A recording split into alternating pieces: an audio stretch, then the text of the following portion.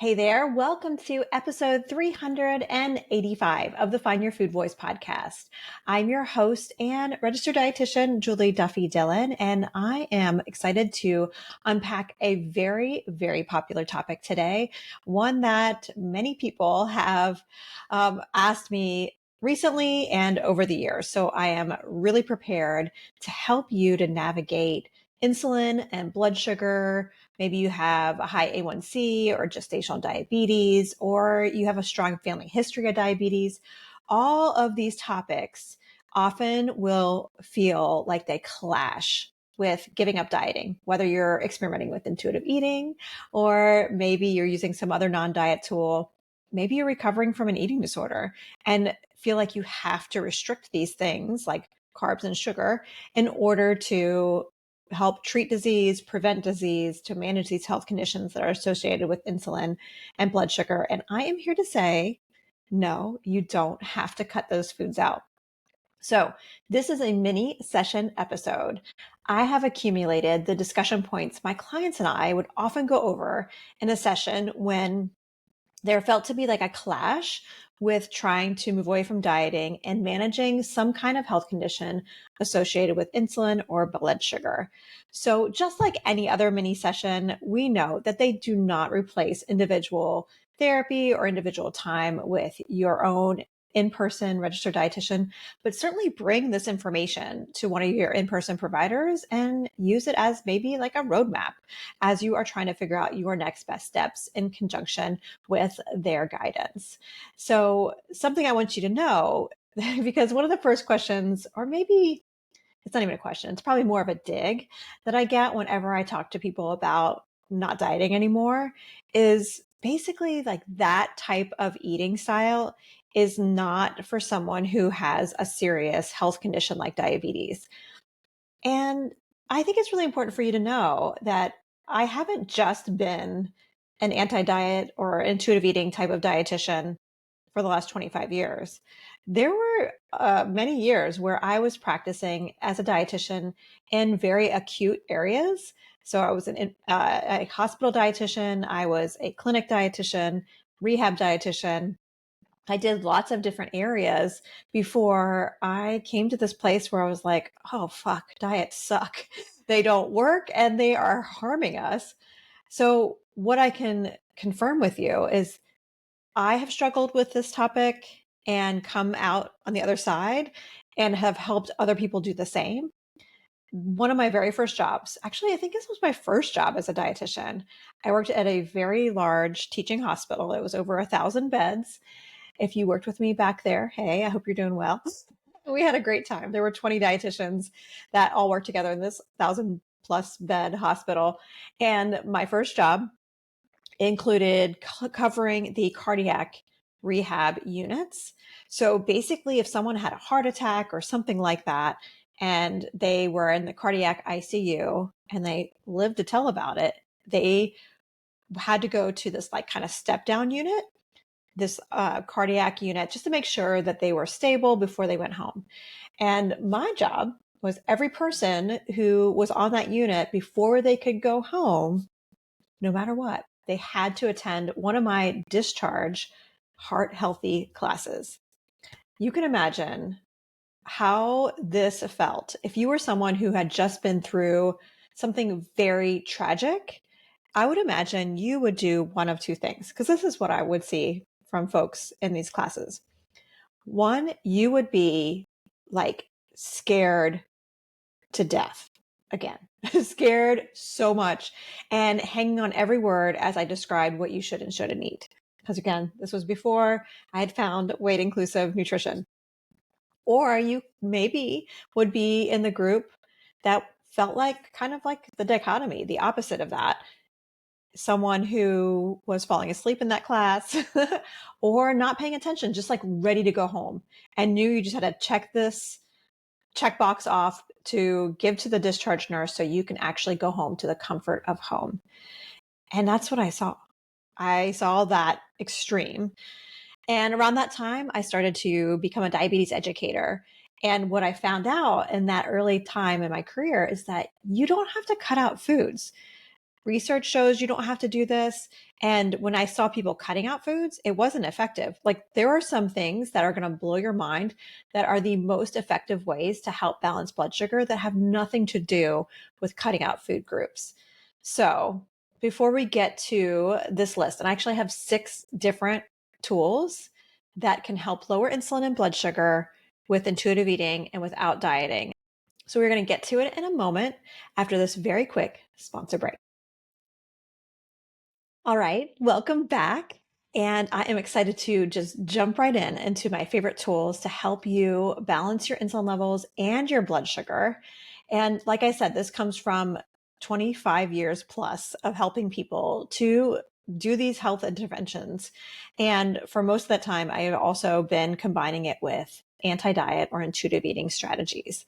So number 1 is to not skip meals. So I know that flies in the face of everything that is popular right now with intermittent fasting. But what I have found is long-term intermittent fasting and skipping meals is something that not only is it not sustainable, but for most human beings, because of how our brain is wired to stay alive, it promotes after restriction or not eating enough for a longer duration, eventually it leads to these out of control eating experiences that people may describe as binge eating or emotional eating or stress eating. But it makes sense. If you're not eating enough, your body thinks that you're like holding your breath. And so it's like, breathe, take a deep breath now, please. So don't skip meals. Don't fall for the hype of intermittent fasting. And if you need more oomph, like maybe you're already doing this, you're having 3 meals, snacks when you need them. The other thing you can experiment with, I call this kind of experimentation curious nutrition in the Find Your Food Voice book. But if you want to give this some more oomph, is to try to eat around the same time every day. This doesn't mean to be like very rigid, like I have to eat at 8 and 12 and 5, but just again, not skipping meals and kind of having a flow to your eating. The reason why this can help some people have some more oomph is blood sugar management. It kind of likes boring lifestyles. It tends to have less stress on the pancreas and our other organs if there is kind of consistent nutrition, dependable nutrition coming in. So not everyone will need that extra oomph, but I just wanted to throw it out there in case you wanted to see. Maybe you're already not skipping meals, but if you can make them around the same time every day, that tends to help people with their blood sugar and insulin management. Okay, so number 2, make sure you are actually eating enough. This is probably more than you think because we all have been trained, whether you've been on a diet or not, whether you have had an eating disorder or not, we have all been trained to assume we eat more than we need, especially if you're in a larger body. We all have this kind of download that has been downloaded without our consent that we need less than we actually do.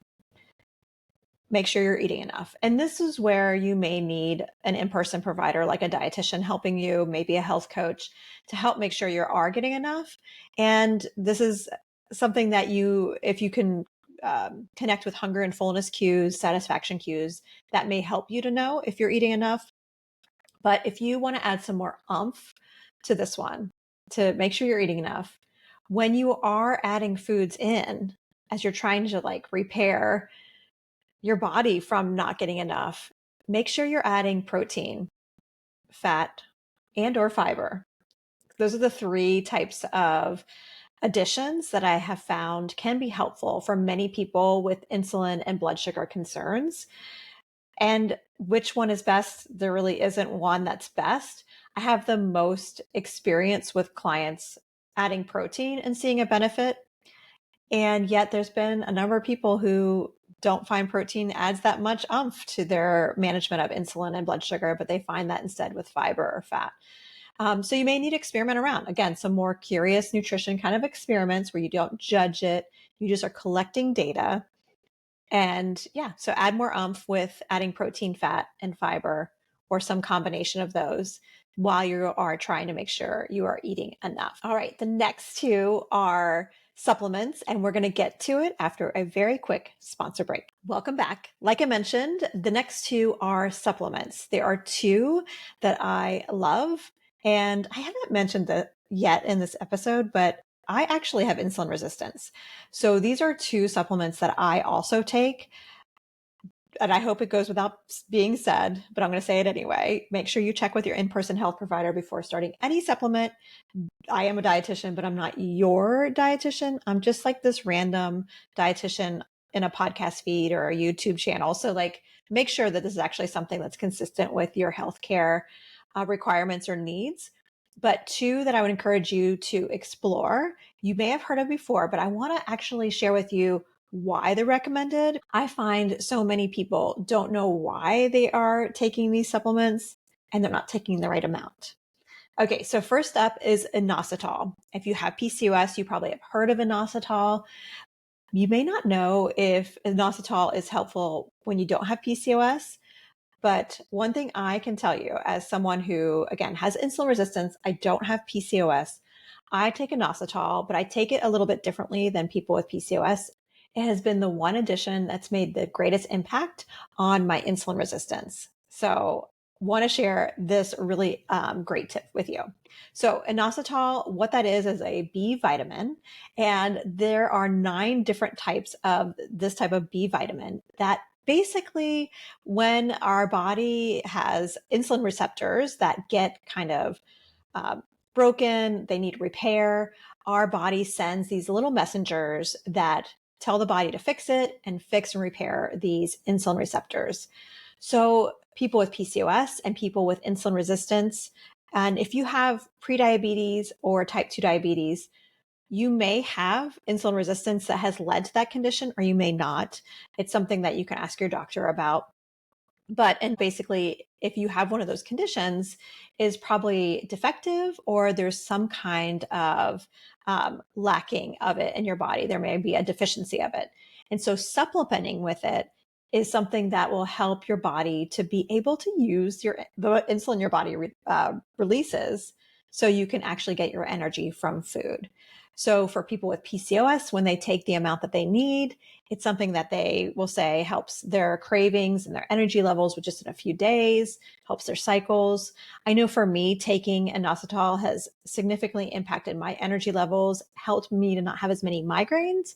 I do have migraine as a chronic condition, so I have so many fewer since I started inositol. And inositol is also something that can help with your sleep along with your energy levels because of its impact on insulin. So how much do you take? The amount that has been researched has mostly been within the population of people with PCOS. And that therapeutic level is 2 servings a day. And we need to be really specific with this one. The serving is 2,050 milligrams. And it has a combination of 2 different types, myo to decyro. So this becomes very complicated, I know, but I have a blog post that goes through all the particulars of this. If you go to my website, julieduffydillon.com/inositol, it'll go through all these numbers that I'm sharing with you right now to make it clear, but because it's very important.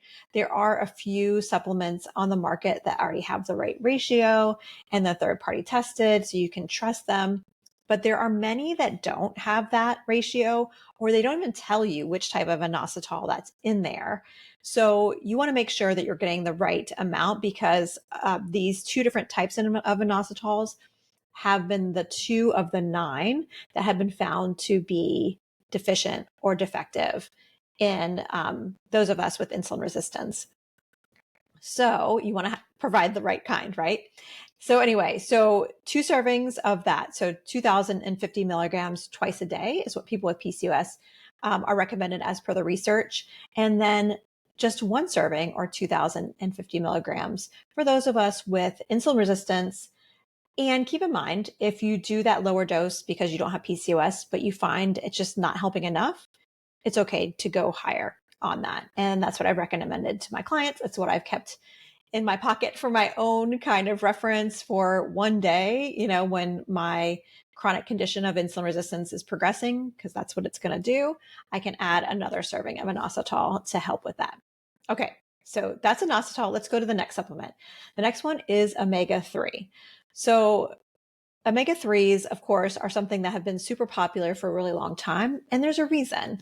One thing we know to be true is that our body needs to have certain essential fats from food in order to just be able to go through the normal kind of repair process that our body needs to go through every day.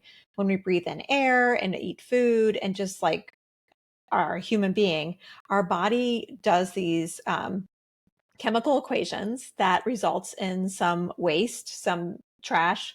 Some people call it toxins, and I don't know. That's toxins is kind of a diet culture buzzword to me, so I don't like using it too much. But if that one suits you, that's fine. But anyway, our body needs to get rid of this, and when we have a buildup of this extra waste, these toxins, whatever we're going to call them, if it builds up, then it can promote extra inflammation in the body. Now, inflammation is really normal and important, but when we have more building up that's not able to be smoothed over, it will cause us to be stressed and has been found to predict disease. And that's why we want to lower inflammation. And when our body has to go through a lot of stress, whether you're experiencing racism, transphobia, xenophobia, or you have a chronic condition and you're not able to navigate healthcare without experiencing trauma, or you have a chronic condition and your body has to do all this extra work, especially with PCOS, your body has to like go through all of the daily struggle from this hormonal imbalance. I'm listing all these because these are all items that will provoke more inflammation and cause extra buildup of this waste in your body. And what your body needs to do then is use extra of a certain type of omega-3. It's DHA, or the initials, extra DHA, in order to smooth over all this extra stress in your body. And when that becomes depleted, then inflammation builds up.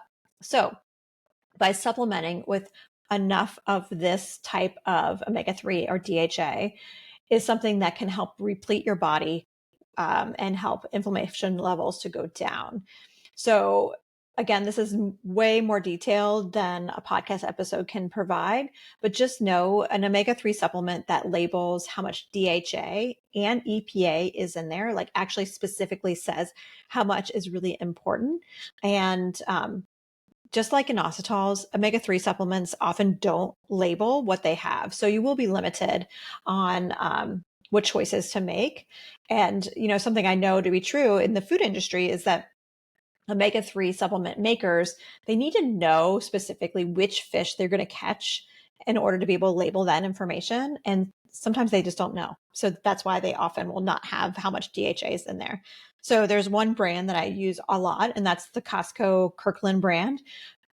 A lot of the times it's labeled on there how much DHA is in that, but sometimes it's not. And I have to check it every single time that I'm replenishing my stores. So I encourage you to do the same. All right, we got 2 more tools to get through. The next one is sleep. If you have insulin resistance, diabetes, prediabetes, gestational diabetes, PCOS, any of those conditions, you need more sleep than everybody else. You probably already know this. You're probably already exhausted. But even if you're not exhausted, you probably need more rest. And again, it's because of that inflammation that your body is trying to repair from every single day. So you may find that you need 8 or 9 hours of sleep. Maybe you need a break during the day where you can just go feel the outside fresh air. Maybe an extra couple minutes of meditation every day is something your body needs just to bring your inflammation levels down. As I say all this, you may say, there is no way in hell I have time for all that. And you know what? If you don't have time for all that, I hope you can give yourself the compassion that you need to know that in this season of your life, you may just find that what you're experiencing right now is your normal. And adding more rest in your future when you can is going to be so beneficial. I can't wait until you're in a season when you can have more rest. And if you don't have enough rest because of life circumstances, or because of the oppressive systems that you're dealing with, it's on the rest of us to help you to not have to do that. So just know we are all working together to chip away on those systems so you can actually get the rest you need. And rest, along with not skipping meals, Those are the two tools that I saw, especially in diabetes care, having the most impact on A1C levels. So again, it's not about what you're going to take away. It's like, what are you going to add? Do you have enough? All right, let's get to the last tool. My last tool is a favorite. It is boundaries. So one thing I know to be true, those of you with insulin resistance or any of those other conditions we've named already, you are probably fabulous caregivers for everyone else in your life. You are someone's go-to person. You may be many people's go-to person. You are taking care of everyone's needs, probably except your own. And if you're doing that and you are dealing with insulin resistance, high blood sugar, maybe some of the consequences from those physiological kind of markers, having boundaries where you can help your stress lower, prioritizing your needs, however you can do that, you are going to see it impacting your A1C, your insulin levels, and your inflammation levels. So I would say start practicing saying no. No is a full sentence. One of my favorite tools that I learned in my own personal therapy. However, we can help support you to set these boundaries. It's going to help you with this condition, again, without taking anything out. So with that all being said, I hope you can appreciate with all 6 of these, it was not removing a food group. I have found that to be, I always say it's like putting the cart before the horse. Like it's not something you need to do. Adding these tools and thinking about that as you are mending your complicated history with food, what can you add to your life instead of what you can take away is going to be a really great mantra just to hold on to as you are navigating life ahead. All right, so there you have it. Those are my favorite insulin and blood sugar tools without diets. I hope they help. Let me know if you found them helpful or if you want me to add anything to them. And before I go, I want to let you know that I have really appreciated all of your attention on my podcast reviews, Spotify, Apple, and YouTube. And leaving comments on YouTube is something that I have found really helps other people find my show. If you didn't know that, I'm on YouTube as well. So if you are someone that's on YouTube and would rather watch this podcast, hey, I'm over there. So come give me a follow or a subscribe, or however you're listening. Doing that, of course, helps the show grow. So before I let you go, I want to let you know that the next episode is a bonus episode. There is a very special dietitian conference I'm going to in a few days. And so I have a very special episode just for dietitians and other healthcare providers who have a complicated relationship with foods. So I am very excited to share this bonus episode with you in just a few days. All right. Thank you for listening. And again, hit subscribe or follow in any way that you're watching or listening to this show. And until next time, take care.